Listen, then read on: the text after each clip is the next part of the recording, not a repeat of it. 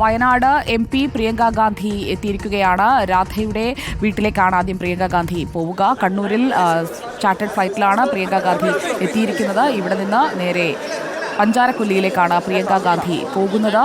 ദില്ലിയിൽ നിന്ന് ഇന്ന് രാവിലെയാണ് പ്രിയങ്ക ഗാന്ധി വയനാട്ടിലേക്ക് തിരിച്ചത്. ഇന്ന് ഒരു ദിവസം വയനാട്ടിൽ ഉണ്ടാകും.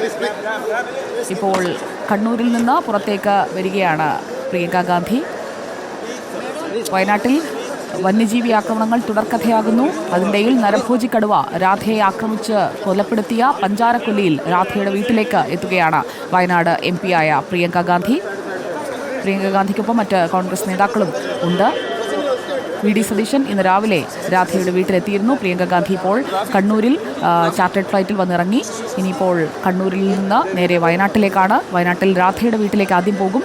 അതിനുശേഷമായിരിക്കും DCC ട്രഷറർ ആത്മഹത്യ ചെയ്ത NM വിജയന്റെ വീട്ടിലേക്കും പ്രിയങ്ക ഗാന്ധി പോകുമെന്ന് മനസ്സിലാക്കുന്നു. പ്രിയങ്ക ഗാന്ധിയെ സ്വീകരിക്കാൻ നേതാക്കളൊക്കെ കണ്ണൂർ വിമാനത്താവളത്തിൽ എത്തിയിട്ടുണ്ട്. ഉച്ചയോടെ രാധയുടെ വീട്ടിലെത്തുമെന്നാണ് നേരത്തെ തന്നെ പ്രിയങ്ക ഗാന്ധിയുടെ ടീം വ്യക്തമാക്കിയിരുന്നത്. ഇപ്പോൾ കണ്ണൂർ വിമാനത്താവളത്തിലേക്ക് ചാർട്ടേഡ് ഫ്ലൈറ്റിൽ പ്രിയങ്ക ഗാന്ധി വന്നിരിക്കുന്നു. അതിന്റെ ദൃശ്യങ്ങളാണ് പ്രേക്ഷകർ കാണുന്നത്.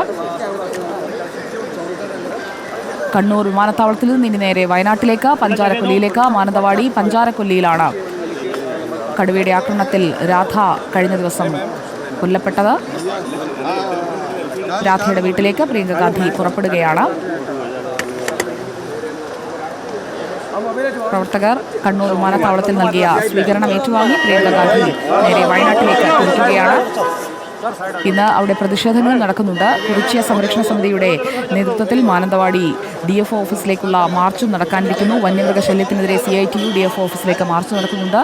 അതിനിടയിൽ രാധയുടെ വീട്ടിലേക്ക് പ്രിയങ്ക ഗാന്ധി വയനാട് MP എത്തുകയാണ്.